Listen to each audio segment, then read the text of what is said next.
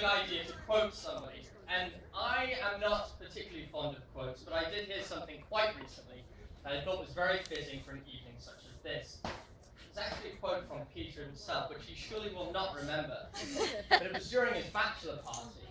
And Peter said, quote, "I should probably say a few things before I lose all mobility in my mouth." Fortunately for Peter, he did live up to those very words a few minutes later. And judging by the looks on many of your faces, half of you are there already. So please continue to drink. So, having said all of that, Peter has always been pretty fantastic as it relates to using words. And it's something that I have learned from him over the years. As many of you guys know, my big brother is very, very witty. And he has an unbelievably dry sense of humor. And as a younger brother, you do learn a lot of things from your older brother. As my dad said earlier, they instilled upon us a number of different values, but there are a number of things that only a big brother can actually teach a younger brother. Many of which are very, very inappropriate. However, there are some very appropriate things that I can probably share with you this evening. So, for example, Peter, at a very young age, actually taught me about adhesives. And many of you are probably wondering, well, what exactly does that mean? And so I'll share a quick story with you. When Peter and I were, Peter was probably about 9, which would make me about 7. I remember we were over at a friend's house, and 2 boys, roughly our age, and our parents were good friends with the parents as well. And Mum and Dad were downstairs with the parents, hobnobbing, or doing whatever it is that they say to do.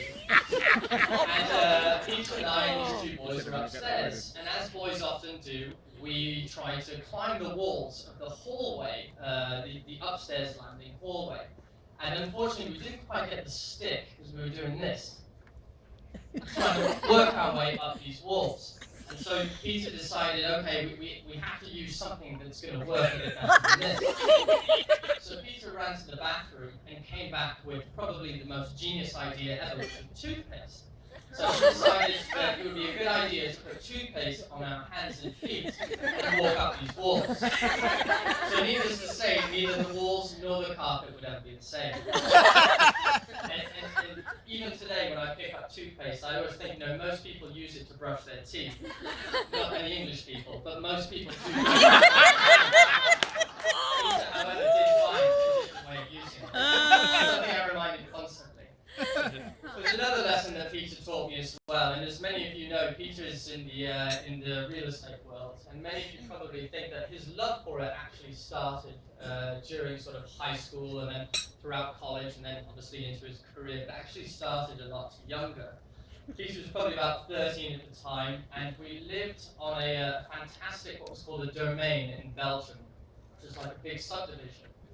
And I remember every time somebody would move out, Peter thought it would be a good idea to survey that property. Essentially meant finding a way to actually break in and basically take a look at what he would consider to be the market value. What's amazing is even today I can imagine him sort of walking through the halls, and as they say, karma can be a bit of a kick in the butt, so surely there are 2 younger brothers plotting against him right now.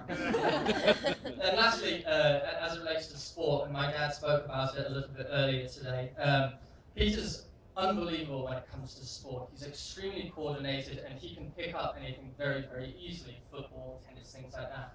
But for me, it doesn't really make much sense because his legs are far too long for his body. I say that standing here very confidently, a strong 5'9". But for as good as he is with coordination, there is one life trait that unfortunately Peter's not very good at. And it does require a lot of coordination. No, it's not sex. It actually has to do with his ability to drive. Now, yeah. Or not. Bill and Anne, you guys didn't know this prior to, which is good news, because I'm going to just give you a very quick recap of Peter's driving record, which probably rivals that of if you combine sort of Lindsay Lohan, O.J. Simpson, and really any 90-year-old that sits behind the wheel. In Peter's case, they would have to be blind. That's sort of where he comes from. And so it started at a very young age, actually, and there's actually a number of guys on this table who I actually blame for this.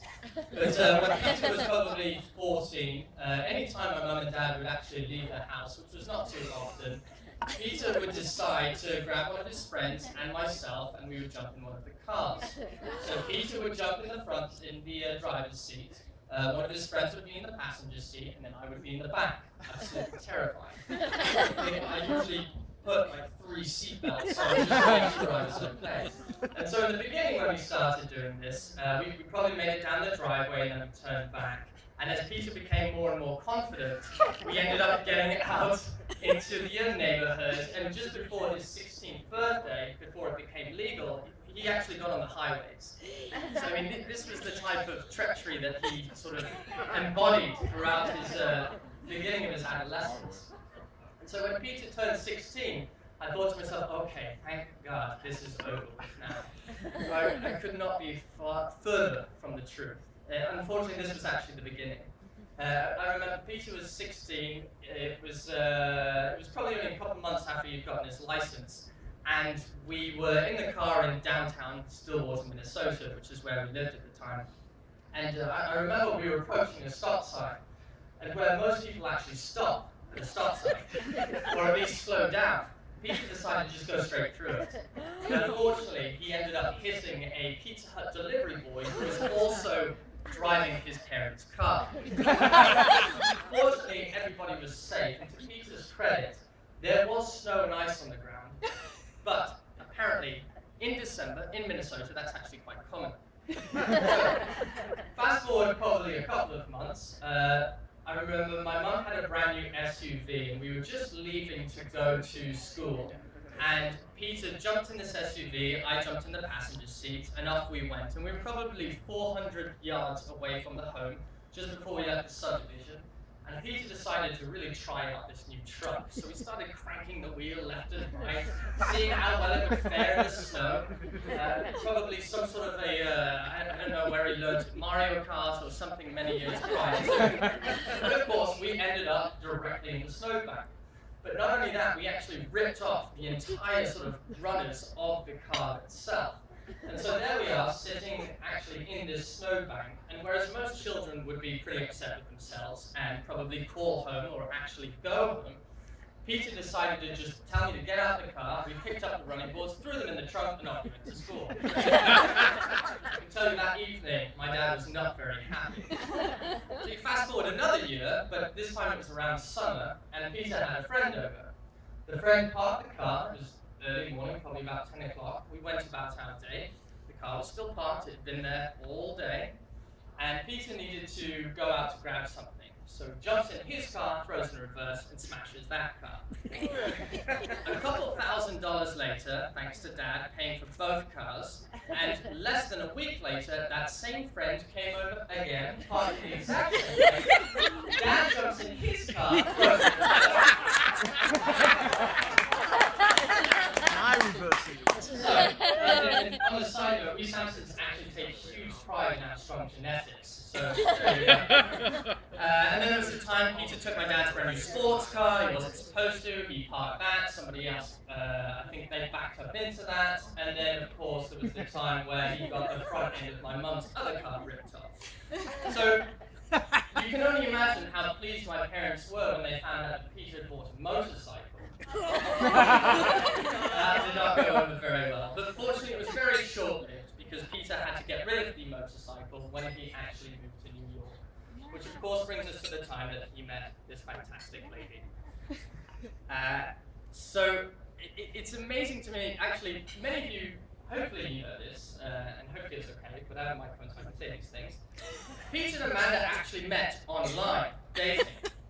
And it's amazing to me that Match.com has not yet done some sort of a movie or a film or some sort of a commercial on these two. Yeah. But I can see it now, Peter giving some sort of a pitch about how he loves quick wit, heavy banter, and trying to figure out things that are far too fast for him. And then there's Amanda standing there saying she loves Zumba, specifically when it's in her underwear. living room and talking to men who believe she's too fast for them. And by the way, Pete, thanks very much for giving your sister-in-law that every time I need to see her, I can just flip through a magazine. And as you guys are going to be moving to California very soon here, and surely I will miss you guys very much, I know that all I have to do is walk into the local Nordstrom's or Target and not to see a 50-foot sized picture of my new sister in her underwear. And so it's been a fantastic time being Peter's younger brother. Obviously I will continue to be that way moving forward. I can't thank you guys enough for everything you guys do for us, and I'm looking forward to your future together as a bride and groom. So if everybody could grab their glasses. Yep. Yeah. And I'd like to say just very quickly to my brand new sister Amanda, to my big brother Peter, and to their children, that they will surely have, whose legs will be far too long for their bodies. Ladies and gentlemen, to the bride and groom. Yay!